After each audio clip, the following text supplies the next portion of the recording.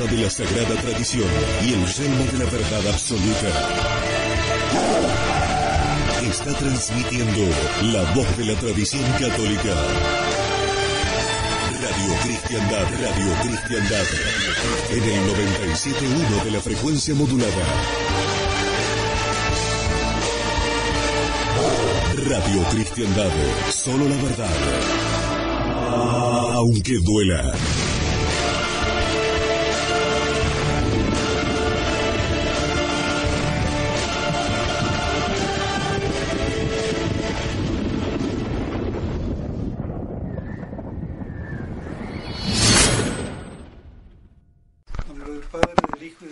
Santo, amén. Amados hermanos en nuestro Señor Jesucristo,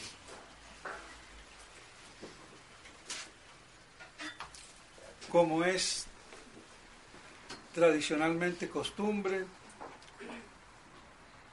un sermón llamado de las 7 palabras, que no necesariamente tiene que ser literalmente sobre las famosas 7 palabras que hizo nuestro Señor, pero de todos modos relacionado con la pasión y la muerte de nuestro Señor y de nuestro Señor crucificado, esa terrible muerte que era para los bárbaros romanos la peor de las muertes, porque era por asfixia, era una cruel manera de liquidar al reo,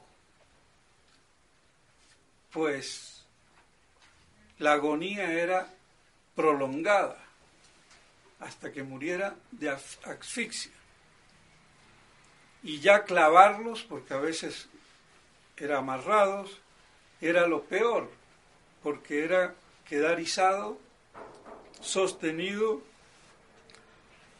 por los tendones. Entonces, es inimaginable ese sufrimiento, ese dolor y esa agonía que nuestro Señor eligió, porque Él eligió morir así. Se valió del pecado de los judíos, del deicidio, de la barbaridad de los romanos, utilizados como instrumentos, pero fue la jerarquía de la sinagoga y el pueblo atizado por esta que condenaron a nuestro Señor en una condenación completamente injusta.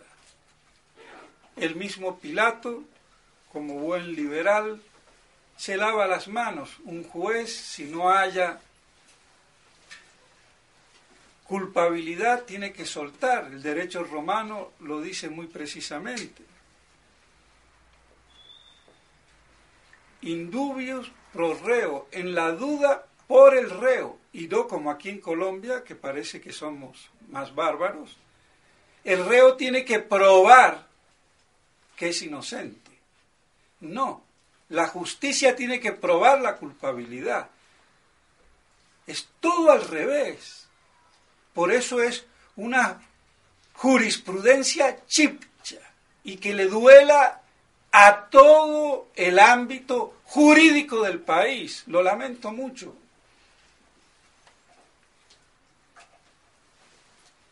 Es increíble.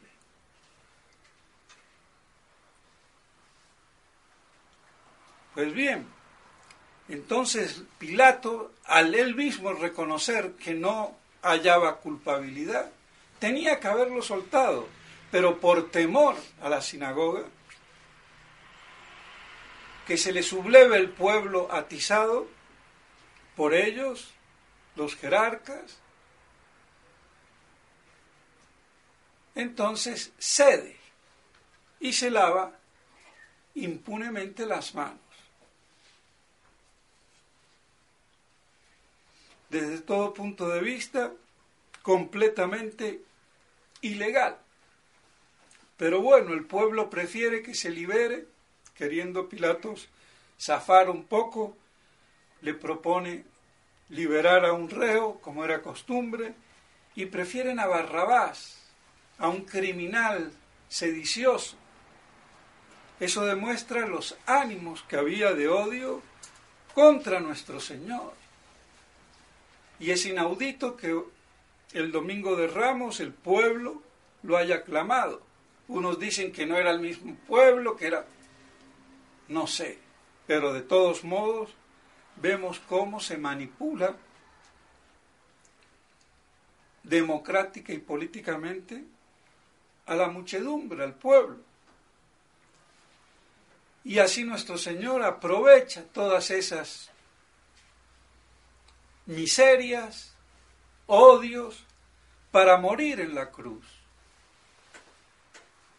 Y la muerte de la cruz, con lo terrible que es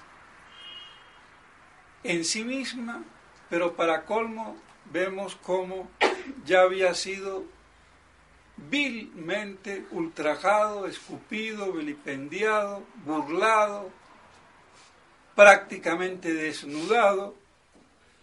No hay que olvidar, los judíos tenían y tienen la costumbre, para oprobio del reo, desnudar. Yo no sé si nuestro Señor estaría completamente desnudo o le habían dejado un pequeño lienzo, poco importa. Pero, de todos modos, si a uno, por decirlo así, lo dejan en paños menores a la vista de todo el mundo, qué gran oprobio para cualquiera de nosotros sería.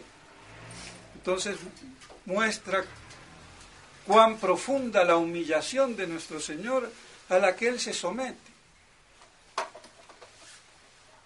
Y muere principalmente no como creemos, por nosotros.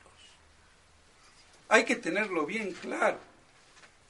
Él muere principalmente porque quería dar un tributo a la Santísima Trinidad con su muerte. Y por rebote o por efecto colateral o secundario, redimirnos. Pero principalmente, Él como hombre, en su humanidad, se inmolaba hasta la muerte para rendir pleitesía a la Santísima Trinidad. No hay que olvidarlo. Y de rebote, redimirnos del pecado. Y hay aquí un breve paréntesis.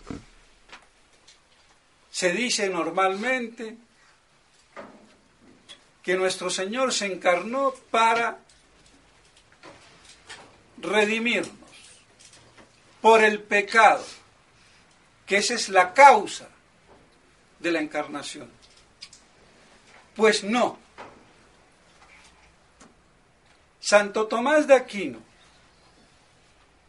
dice que nuestro Señor se encarnó por la encarnación, pero él lo dice como una opinión, porque no encuentra en las escrituras en las cuales se basaba nada que le diera una luz para afirmar otra cosa.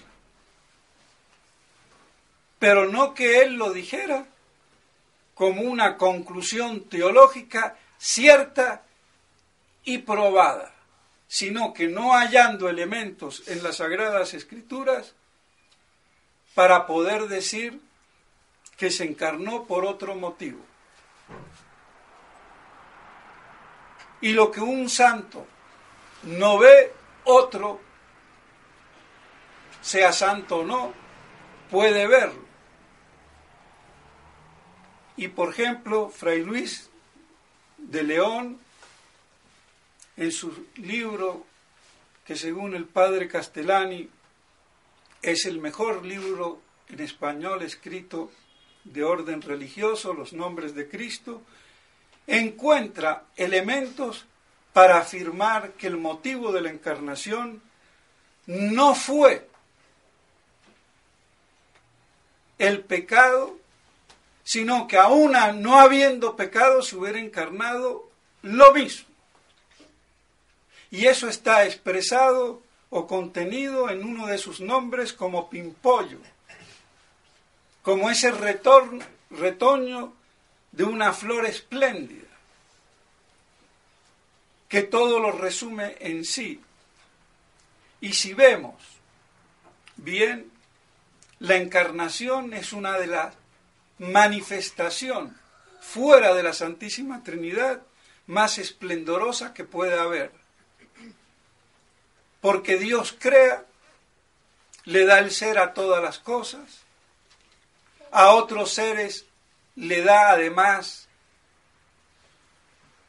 el vivir, a otros además el sentir.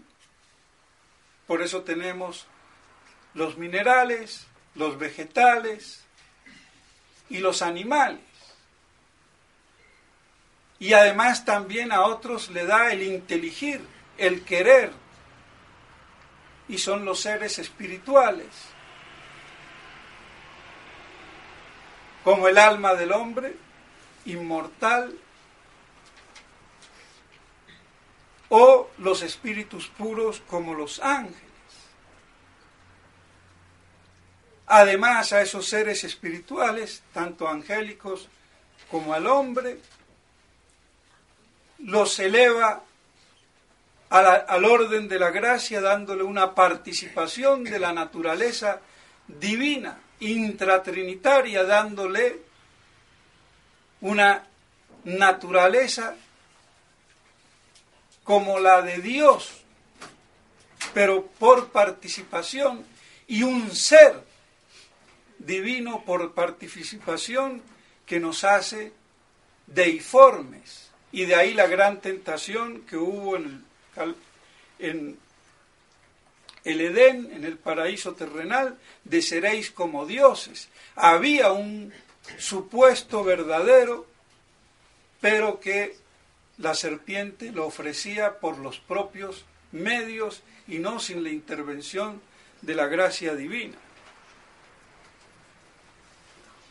No olvidemos que esa participación de la naturaleza divina nos da un modo de ser participado deífico, como si fuéramos dioses, no por propia naturaleza, sino por participación. Y la beatitud eterna será entonces el culmen de eso que recibimos incuadamente ahora por la gracia, sin jamás, por cierto, ni en el cielo, ser como Dios, pero sí gozar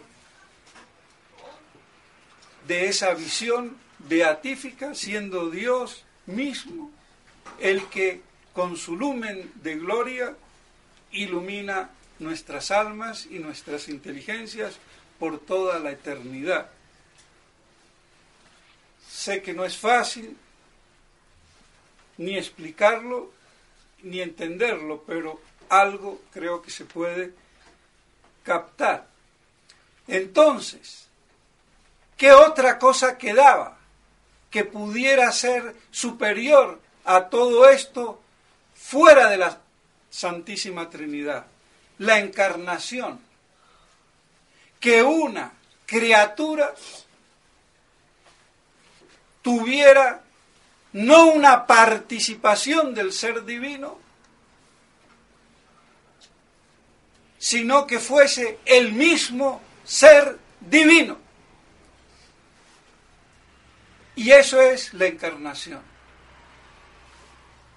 El ser divino del Hijo que procede del Padre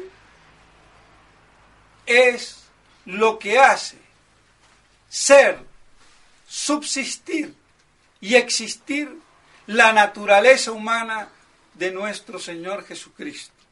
Y eso es el esplendor máximo de la unión máxima que puede haber fuera de Dios. en todo lo que Él ha creado. Y por eso, esa comunicación de la divinidad en la criatura es lo máximo que puede hacerse. Y solamente Dios lo puede hacer. Y ese es el gran misterio de la encarnación. Y por ese motivo se hubiera encarnado igual. Pero como vino el pecado, como vino la desgracia, entonces primeramente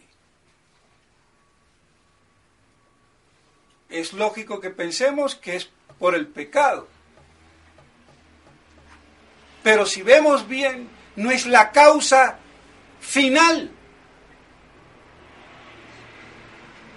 Porque la causa final, en definitiva, es esa unión que puede darse fuera de la Trinidad, fuera de Dios, en lo que ha creado. Y por eso todo ha sido creado por Cristo y para Cristo. Es el paradigma de toda la creación.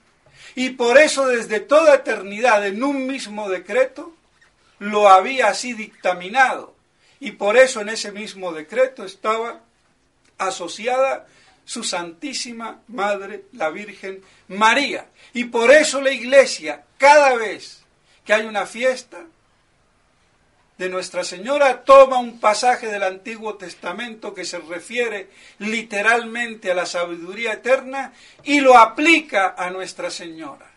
Y no lo aplica alegórica ni espiritualmente ni piadosamente, sino que además, literalmente, se le puede y se le debe de aplicar. Aunque los hombres de iglesia de esto, muchas veces, ni mu.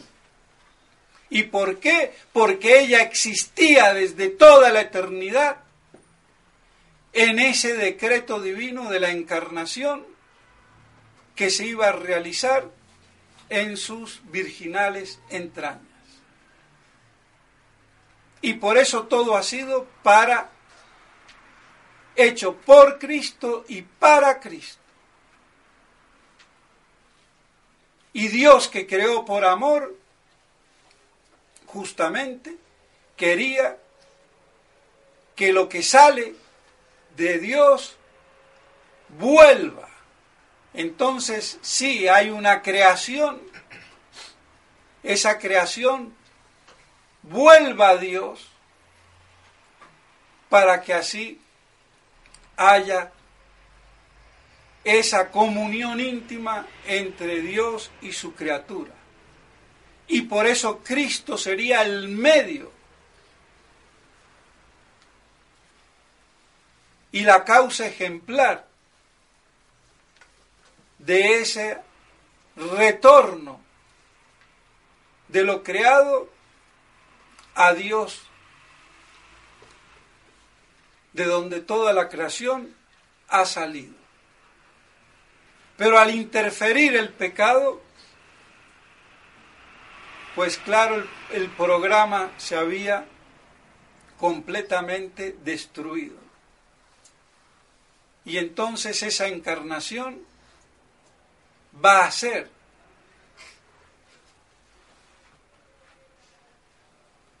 en primer lugar visto desde nuestro ángulo por nuestros pecados. Pero no así en el plan primigenio. Y por eso algunos padres pensaban que no había sido por el pecado la causa principal por la cual Dios se encarnó, sino por esto que estaba expresado en el Antiguo Testamento con uno de los nombres que Fray Luis de León le atribuye a nuestro Señor de Pimpollo. como ese retoño, esa flor que condensa toda la perfección del Dios humanado. Y por eso, aunque no lo haya visto Santo Tomás, no quiere decir entonces que no se pueda pensar y decir todo esto que estoy diciendo, que algunos padres también lo habían pensado. Y vemos muy bien que el mal no puede ser causa de nada, es causa de desgracia. Las causas tienen que ser siempre buenas, perfección. A lo sumo se le podría decir una causa material que da la ocasión para que nuestro Señor se encarnara, pero no la causa principal, ni la final. Eso hasta queda paladinamente claro para cualquiera. Pero eso demuestra a veces cómo, en beneficio de nuestra miseria, al vernos liberados por nuestro Señor y rescatados, se haya cristalizado como si fuera el pecado todo el motivo por el cual se encarnó, y si no hubiera habido pecado, no hubiera habido encarnación. Por eso, teológicamente, se puede sostener con los padres de la Iglesia que el motivo principal de la encarnación no fue el pecado. El pecado vino como una desgracia y que al encarnarse nuestro Señor aprovechó, no haciéndolo de una manera gloriosa como debía de corresponder, impasible, inmortal, insufrible, sino de una manera anonadada, es decir, como aquel que se hace nada para poder morir en la cruz. Y por eso entonces las Escrituras dicen que al encarnarse se anonadó, no porque fuera la encarnación en sí mismo algo humillante, despectivo o imperfecto, sino todo lo contrario. Lo humillante y lo imperfecto viene como un añadido para aprovechar de esa encarnación, tener un cuerpo pasible y poder sufrir y morir para de paso redimirnos. Y así nuestro Señor elige morir en la cruz. Él como hombre le pedía al Padre que quitara ese cáliz, pero que no se hiciera su voluntad, sino la del Padre. Son misterios, pero es que hay que entender que en nuestro Señor había esas dos naturalezas, la humana y la divina, asumida la humana en la persona divina del Verbo, puesto que la única persona de Cristo es divina. No había persona humana, ni podía haberla.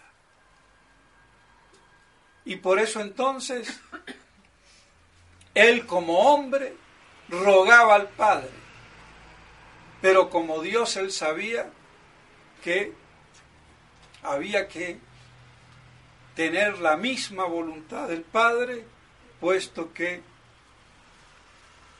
es un Dios en tres personas y no podía haber oposición. Entonces hay que entender, cuando nuestro Señor habla, en qué términos lo hace. Aunque se diga y muchas veces se utiliza el término teándrico para decir lo divino humano,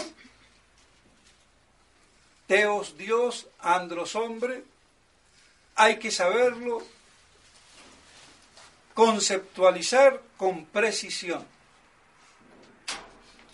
Porque cuando se habla de teándrico,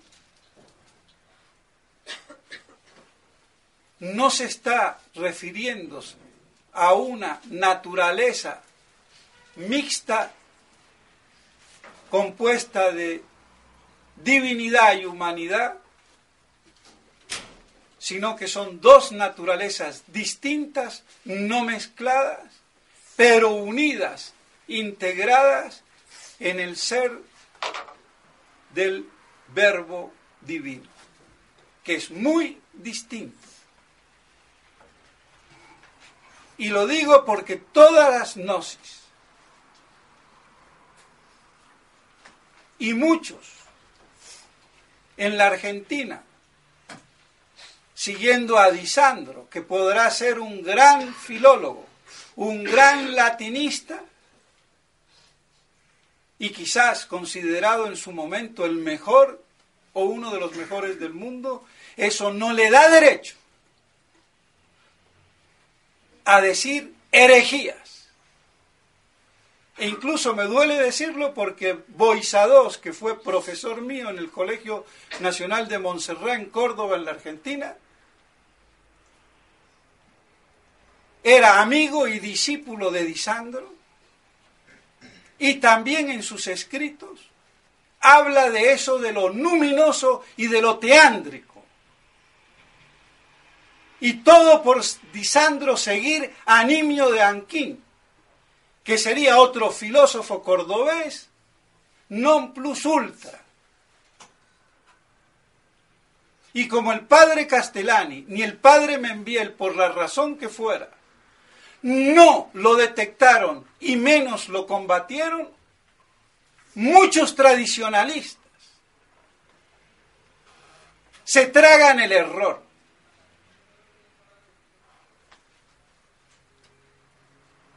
Y yo sé que esto lo oyen allá, porque lo que yo digo en los sermones se oye por gracias al internet en todo el mundo. Y lo hago a propósito, porque no puede ser que incluso gente de calibre que se dice discípulo del padre Membiel, como Alberto Vuela, hermano de ese otro Vuela del Verbo encarnado, que eran discípulos del padre Membiel, alaben el error. Eso demuestra que no hay catadura metafísica al nivel que se requiere. Lo lamento.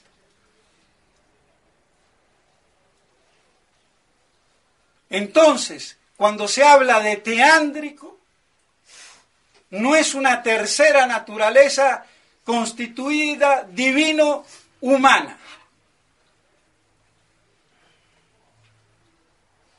Sino que son dos naturalezas bien distintas, unidas en el Verbo divino eterno, en la persona del Hijo. ¿Y qué es lo que se puede llamar teándrico? Es la acción, no la constitución de naturaleza o de esencia o de substancia de Cristo,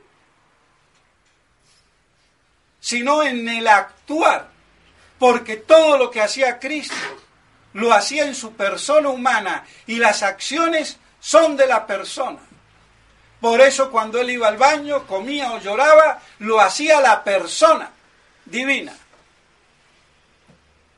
Aunque eso fueran operaciones de la naturaleza humana y no de la divina. Y por eso entonces serían teándricas impropia e imperfectamente, porque no estaría actuando operativamente la naturaleza divina conjuntamente con la humana. ¿Hasta dónde van las cosas? Y entonces, ¿cuáles serían las acciones propiamente teándricas, donde la operación conjunta de la naturaleza humana y de la naturaleza divina operarían? Por ejemplo, en los milagros, cuando Él toca y cura, toca con la mano y cura con el poder divino. Entonces ahí sí habría propiamente acciones teándricas. No sé si se capte, pero bueno, dejémoslo allí y por lo menos retengamos lo esencial. Y digo esto porque hasta un fiel argentino, amigo mío y que estimo mucho, me hizo el reclamo. Y que lo hacía a la ligera. Yo no hablo a la ligera. Y hay que ser muy tonto. Porque si yo expongo en un escrito razones profundas por los que digo las cosas, podré o no estar equivocado, pero no es a la ligera.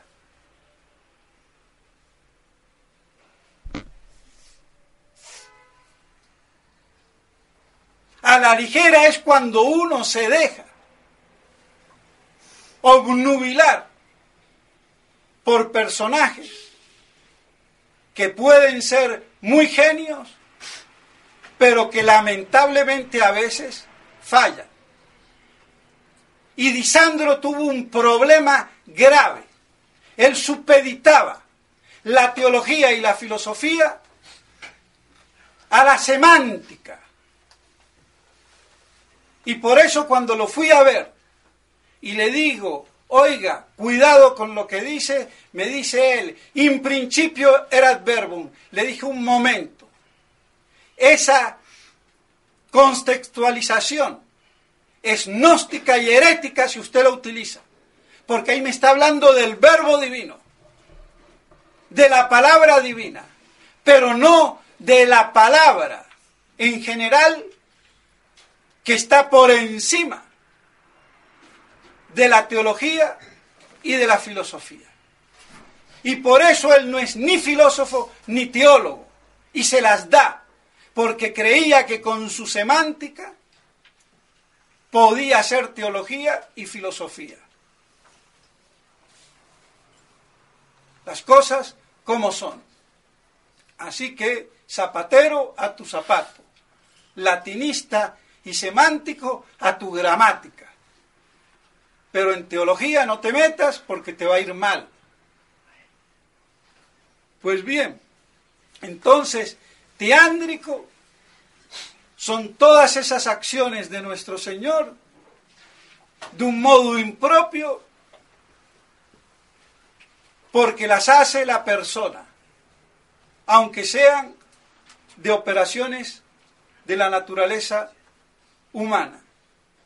Y propiamente todas las que hace con el concurso de la naturaleza divina y la humana, como por ejemplo cuando toca, o de oído, de palabra, o cuando sopla y hace un milagro curando a alguien.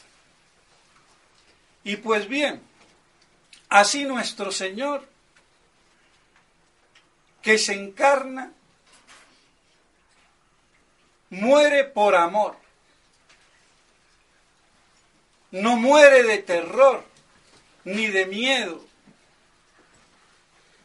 ni muere porque la maldad y la perfidia judaica lo hayan así decretado, sino que se aprovecha de eso para mostrar el amor que él manifestaba haciendo esa acción y en primer lugar ofreciendo todo lo que tenía como hombre y que más se tiene que la vida e inmolarla en aras de Dios, que es el dueño de la vida y de la muerte. Y eso es lo que prefiguran los sacrificios. ¿Por qué se sacrifican? Y se mataba en el Antiguo Testamento animales, derramando su sangre, o quemándolos, o como fuera, para mostrar el poder de Dios sobre la vida y la muerte que Él da. Por eso el sacrificio es solamente para Dios. Y si no, es idolatría. Y por eso nuestro Señor, que era verdadero hombre, quería inmolarse para tributar ese culto a Dios Padre y a toda la Santísima Trinidad, en primer lugar. Y de rebote, como dije, si vale la expresión, redimirnos, limpiarnos, rescatarnos del pecado. Y podía habernos redimido de 1000 formas, por así decirlo. Pero eligió la única sublime, la máxima expresión del amor. Morir por aquellos a los cuales se ama. Ese es el contenido de la inmolación. Y por eso las novelas apasionantes, Romeo y Julieta o Cleopatra o lo que fuera, mueren por amor. Son una pequeña y pálida expresión de ese amor que se sacrifica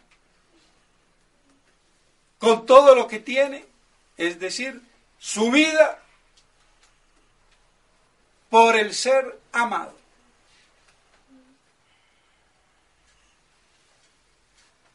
Y por eso así nuestro Señor quiere morir, decide morir, cuando su hora haya llegado. Y por eso cuando llegó, se entregó como un cordero indefenso para ser inmolado, crucificado. Y nos deja ese testamento de amor por todos los siglos hasta que Él vuelva. Y eso es la Santa Misa. El sacrificio de la Santa Misa. Por eso la importancia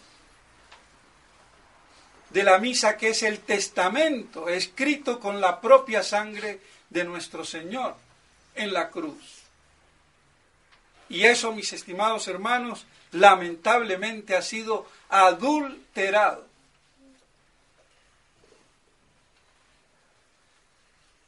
Por eso esta crisis es gravísima. No, yo no puedo decir que es lo mismo o que es mejor. No, no es lo mismo, ni mejor, ni peor. Es que lo uno es y lo otro no es.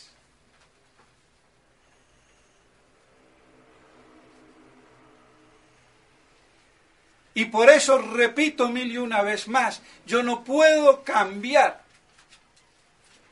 lo esencial del rito de la consagración. Yo podré modificar el rito ceremonial por una adaptación o adecuación o lo que fuera. Que de hecho eso fue el origen de los ritos que hay en la iglesia. Pero el culto es uno.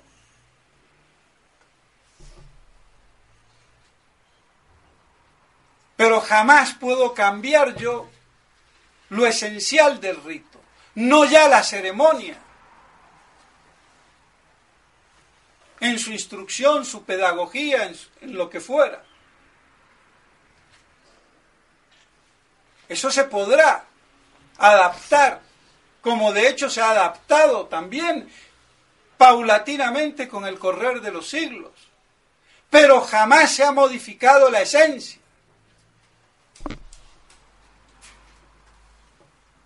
Y tocar eso no podía ser sino la obra de la revolución dentro de la iglesia. Destruir el corazón de la iglesia. Y como lo dije ayer, si era para decir lo mismo, ¿para qué cambiar? Para que quede lo mismo, ¿para qué cambiar?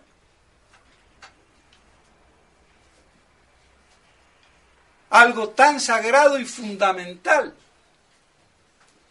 pues que había la voluntad perversa. Y todo hacerle creer al pueblo, a la gente, de que era un cambio para que entendieran mejor. Abuelita, ¿por qué tienes las orejas tan grandes? Para que me escuches mejor. Y la boquita, igual. Y de esa perfidia todavía no nos percatamos. Lamentablemente. Entonces no es una cuestión de sensibilidad tradicionalista.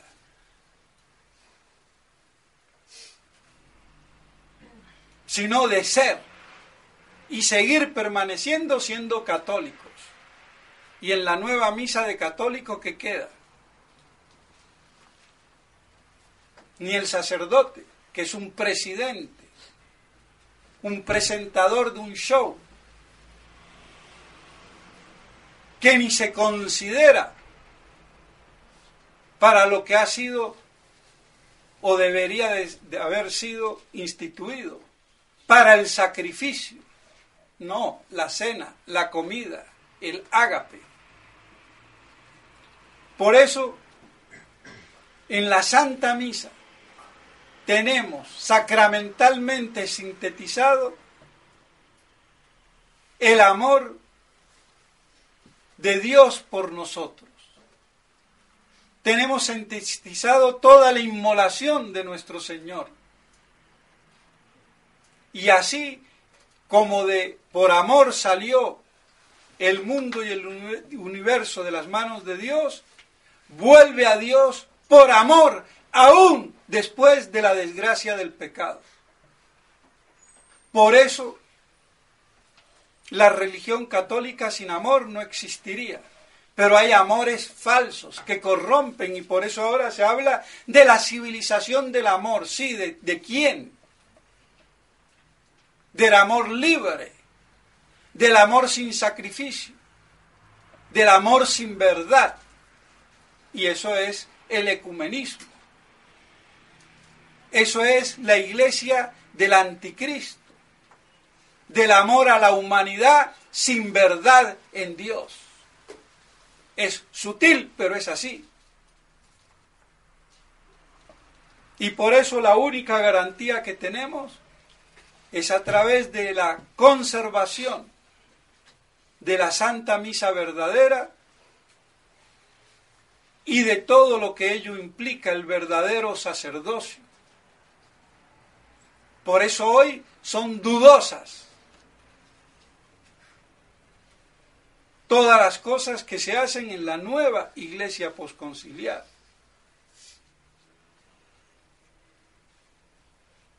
Y digo dudosas porque algunas, para mí, teológicamente, son inválidas. La misa y la consagración episcopal, donde no quedó sino una sola palabra sin modificar, un i. Y vengan a decirme ustedes que cambiando todo eso sigue teniendo el mismo sentido, el mismo significado que tenía antes.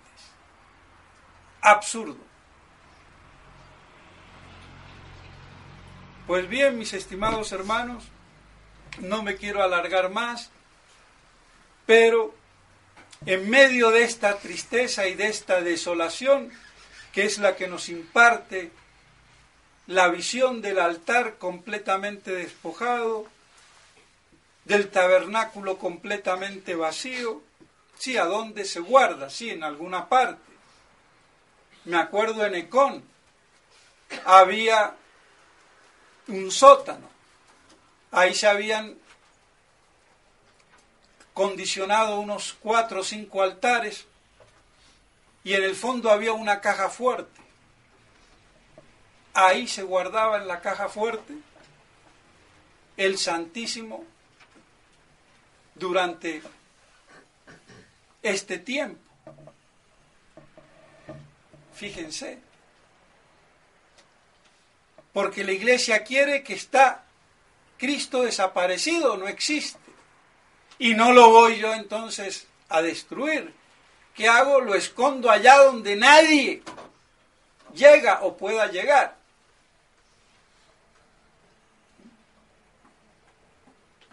Entonces ese estado de abatimiento, de desolación, de abominación de la desolación en lugar santo. Y como ya lo he dicho e insisto, proféticamente anunciando lo que debe ocurrir en la iglesia antes de la venida de nuestro Señor, para que Él dijera: cuando vuelva encontraré si acaso fe sobre la tierra. Y estamos viviendo esos momentos. Y si los tiempos no son abreviados o acortados, nadie se salvaría. Por la presión, por la atmósfera ya contaminada, degenerada. Lo vemos con los hijos, con la familia. Por muy católicos que los eduquen, salen a la calle, van a la universidad y vuelven otra cosa. Los hijos no mantienen ni les gusta la tradición de sus padres y de sus abuelos. A mí me interesa el internet y la cibernética y la chichinética.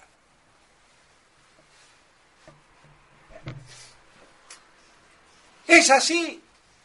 ¿Y creen que un mundo así puede existir miles de años?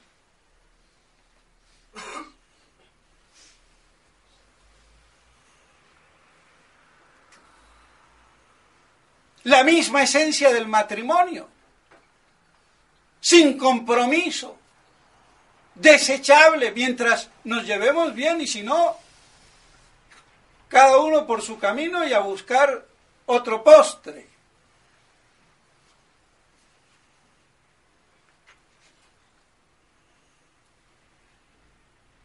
Y de los que se dicen sacerdotes y papas y obispos de la Iglesia Católica, ¿de cuál? Si la han vendido, la han vaciado, se han judaizado. Todas las religiones se valen, sirven. Lo importante es la conciencia. Y lo que yo en mi conciencia crea, como si fuera dictaminador del bien y del mal. Y si para mí no es malo, lo hago.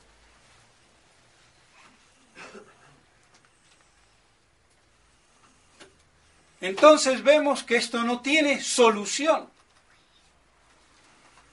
Y por eso es imprescindible mantenerse en la fe, como un vestigio irreductible, o pequeño rebaño, como ya decía San Lucas, o San Juan, ya no me acuerdo, Pusillus Grex.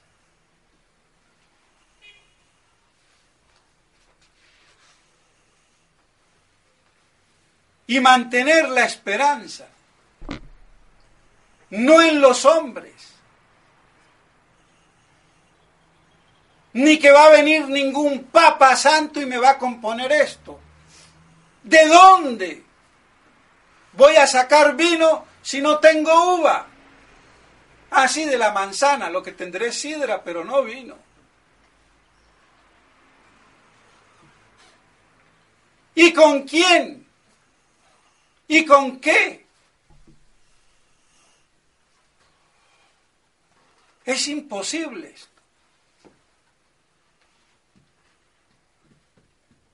Por eso esos son sueños, basados en concepciones judaicas. Por eso decía el padre Castellani, que esa idea del gran emperador y del gran rey, del gran papa, y el triunfo de la iglesia terrenal, es judío, viene de Galatino, que era un monje judío, que él a su vez era retomado por Duns Scotus, o mejor dicho, que él exponía la misma idea que Duns Scotus, que venía de los rabinos, con respecto a la Inmaculada Concepción. Porque ni los judíos sabios lo ignoraban, ni Mahoma. Pero no era por el medio que Dios había establecido. Por eso es una estupidez que sacerdotes, aún tradicionalistas, y no voy a dar nombre, todavía sigan diciendo ignorantemente que Santo Tomás estaba en contra de la Inmaculada Concepción. Pero si ni los judíos, ni Mahoma, menos Santo Tomás, ¿cuál era la discusión? El cómo. Porque para los judíos, claro, un pedacito de carne de Adán antes de que pecara fue preservado y de ahí transmitido hasta que llegó a Santa Ana y San Joaquín, y de ahí nació la Virgen, de esa carne de Adán antes del pecado. Entonces, San Joaquín y Santa Ana no serían los papás biológicos de la Virgen María, así de claro. Y sin pasar por la cruz. Porque todo hombre necesita ser redimido. Todo hombre nacido por generación biológica. Pero que en el caso de la Virgen, en atención a ser la Madre de Dios, esa ley fue parada por un privilegio. Y esa era la explicación en definitiva de Santo Tomás, que ni aun los que se dicen tomistas lo han entendido. Entonces, vemos hasta dónde corrompe el judaísmo. Pero no voy a ser yo tan estúpido que yo crea que es un problema de sangre, de raza. No. Es un problema de conversión, de fe. Y no por eso voy a negar yo la primacía que Dios dio y prometió al pueblo elegido. ¿Qué voy a hacer? ¿Por qué me va a chocar?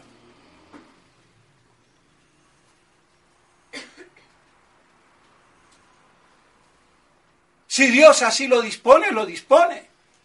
Tanto para bien y peor para mal. Pero alguien tiene que llevar la batuta. ¿O queremos ser todos generales? ¿O caciques? ¿Cuál es el problema? Entonces se convierte eso en algo racial. A lo Hitler. A lo estúpido.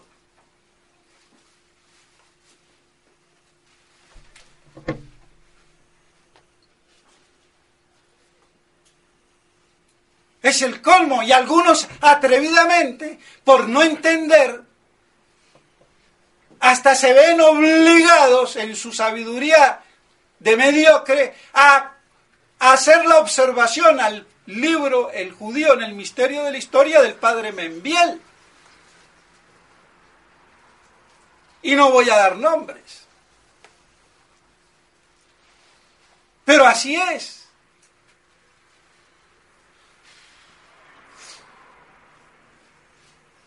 Y tenemos que aceptar las cosas. Los gentiles venimos de la cebuche. ¿Qué quiero hacer? Dios eligió un pueblo.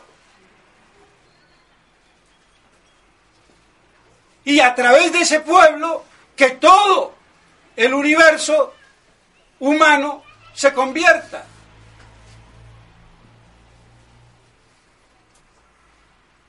Pero yo, gentil, me voy a creer superior a los designios de Dios.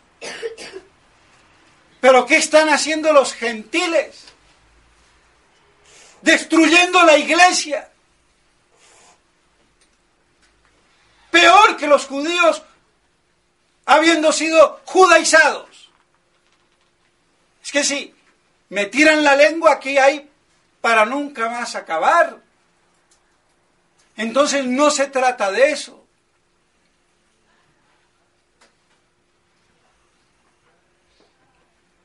Y lo digo para que no caigamos en errores sanguíneos, raciales, por decirlo así. Y seamos verdaderamente católicos. Y para que así se haga la gran unión de un solo rebaño bajo un solo pastor en el milenio, sin distinción de griegos y lo que fuera. Y por eso entonces tener esa esperanza que no tiene nada que ver con un gran emperador y un gran rey y un gran papa, a lo judaico, a lo protestante, a lo testigo de Jehová, que es la cristalización del carnalismo judaico y que es el resorte del protestantismo en general. Y tengamos la verdadera esperanza una vez que se realice la parusía. Y ya cambia todo, porque hasta habrá nueva tierra y nuevos cielos, es decir, renovados, restaurados, para que la redención por la cual el mundo gime, no solamente el hombre, sino toda criatura, esperando el día de su redención.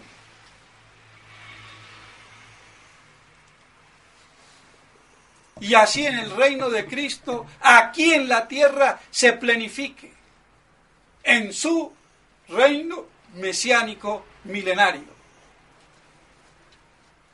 Y voy a dejar aquí, porque ya veo que me alargué, no queriéndome alargarme. Pero entonces, mis estimados hermanos, que nos quede grabado así toda la esperanza que hay. Y el amor, que es el fundamento de todo, por lo cual todo ha sido creado y para lo que ha sido creado. Y por eso debemos de retornar a Dios, amando a Dios en Cristo. Y mantenernos así entonces en ese amor fervientes, dispuesto a sufrir todo como nuestro Señor lo hizo en la cruz, por todos nosotros. Y para que todos podamos así corresponderle a ese amor. Porque todo esto es un gran drama de amor, que se acepta o se rechaza. Y el amor verdadero que se rechaza se convierte en odio. Y odio satánico. Por eso la única manera de librarnos del odio satánico es amando verdaderamente a Dios. En nombre del Padre, del Hijo y del Espíritu Santo. Amén.